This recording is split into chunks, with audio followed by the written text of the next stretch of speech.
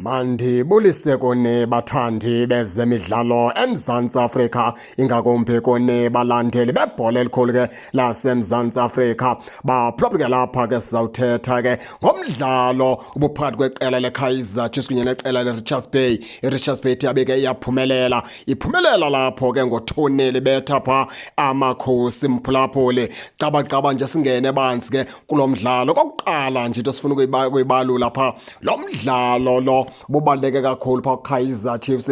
Lo mdlalo lo bubaluleke kakhulu pha kwi-fans zeKaizer Chiefs. Lo mdlalo lo bubaluleke kakhulu pha ke kuMr Nappy.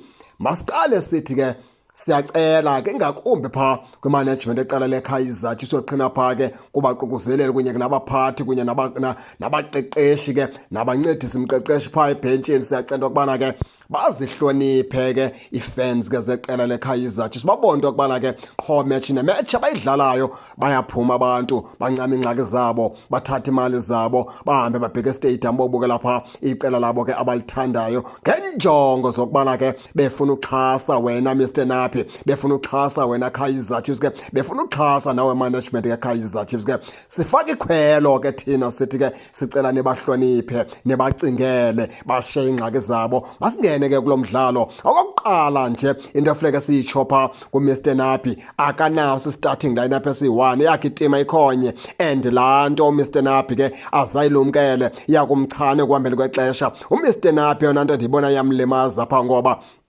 uthi ke qala ukubamba umdlalo wakhe iqala yakhe team ubonakala ngathi ne direction kwimatches zayo sebatshintshila bebedlala sefaka abanye kube sisiphithiphithi uthi uyaqala uyabona futhi ke kwimatches zayo ingathi Kaizer Chiefs ke yafuna ubamba umfutho gqiqapha Mr Nappy aphinda atshintshe yonke loo nto leyo. Nantso ke ndiyibona Mr Nappy ke iza kumlimaza. Ukwazi ukuthi ungumqeqeshi ke okwezizinga likaNappy ube uzothi uzofikelela kwesisigaba kwisizini ube ungakabi naso starting lineup okuthiwa sesakho etemini.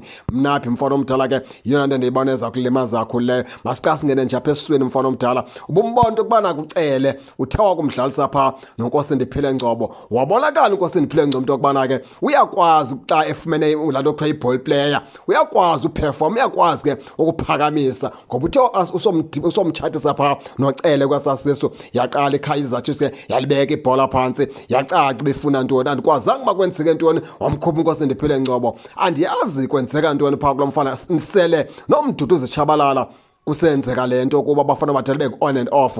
Kunexesha apho umduduzi bekwasefomini kakhulu, sathi siyambona akasadlala imetshi zine ezilandelana, akasafakwa eskemini, sazibuza umbuzo uba ingaba kutheni na. Yile nto ndithi ke Mr Nappy le nto mfana omdala ke yongabi naso starting lineup esi1 iza kulimaza. Okokugqibela Mr Nappy, ndifuna uba lapha ukuwe kakhulu mfana omdala ngoba ke le nto izahambe ikujikele. Awukwazi uthi udliwa ngo-2-0 mfana omdala ufake uMarty.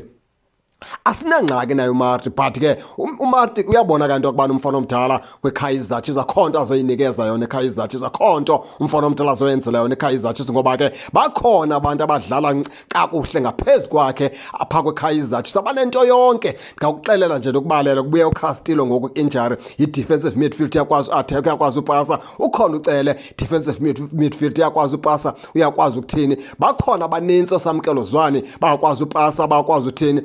Sibona isidingo sikaMarty uba ingaba uMarty pha ufakelwane, ingakumbi ubethwa mfana omdala ngo-2-0. Umfakela uMarty kuthi makayokwenzani ebaleni mfana omdala. Noko Mr Nappy kwezinye izinto ke njengomqeqeshi wodumo uyandidanisa. Ewe siyafuna ke olenikwe ithuba ngoba kuyabonakala into yokubana ikhona imbizo eyipheka mfana omdala, kodwa xa sibona impazamane ezithile esizibona into yokubana ke zawuhamba zihambe zokulimaza pha kwiKaizer Chiefs mfana omdala, ekusingathi ngophakamisa ke mfana omdala uthanda utshintsha. Enye ke indawo esiyibone namhlanje, given Msiba ngomfana omdala uyawathanda ukusalela uLasenderberg namhlanje, usuka kade mfana omdala, and ekusingathi busohlulakala namhlanje mfana omdala phaa ngasemva. Ukuya phaa ke kuSolomons kwelaa cala lakhe laserayithi lilona belisokolisa kakhulu ngoba ikroba beliphaa kuSolomons. Loo nto iyadanta okubana koGiven Msimang mfana omdala ke abonakala ngongathi nayo likroba kona ikroba apho beliqhamke khona kakhulu beliphaa kuSolomons namhlanje. Andisazi isizathu noba ke into ebebonto okubana ke kuFrozler warelax umfana omdala ngoba uFrozler xa besebhentshini ke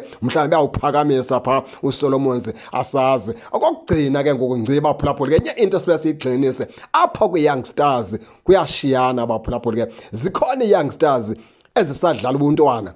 Zikhona i-young stars ibhola lazo elikhulileyo umuntu athe i-young star adlale njengeplayer endala. Umzekelo uMufokeng Orlando Pirates uyi-young star umfana omdala kodwa xa edlala ibhola lakhe likhulile udlala njengomuntu omdala. I-young star leyo kongathi noba uyadliwa uyifake nge-second half uba ingakutshintshela umdlalo. Abanye abafana abancinci ke apha kweKaizer Chiefs ke ibhola labo likakhulu ngokwasemqondweni isengabantwana abancinci basadlala ubuntwana. Ngaba bantu kumele bafake ixesha elininzi ke xa ubona into yokubana iteam yakho ke iyawina, ingakumbi ke xa udliwa ufuna ukhava iscore. Zikhona i-young stars uyibona ukuthi le ayikakhulu ngwasengqondweni mele ke ungayifaki. Sibhekisa kuwe ke Mr Nabi bajonge ke abantu bokutshintsha umdlalo nabantu abangakwenza iteam yakho ke ibuyele emidlalweni umfana omdala. Ayikho ke into esakuyithetha ke baphula. Nani ke ningake ningene nitsho nento yokubana ke lo mdlalo lo namhlanje weRichards Bay niwubona njani, ngoba iKaizer Chiefs wona mdlalo bukumele uwinile le ngoba iphulo kulo ngokufuna ungena kumidlalo yaseAfrika idlale pha ku-CAF Champions League ikwazi yoma pha ku-top 4 top 5 izawuya kanjani iKaizer Chiefs kayibethwa nazo iRichards Bay baphula ke akusoyam ndodwa. Nani ke ningake ningene nitsho into yokubana ke niva njani, nize ke ningakhohlwa subscribe kule channel kuze ningaphoswa zezemidlalo endizanothulela zona kwixa elizayo kakuhle babukeli.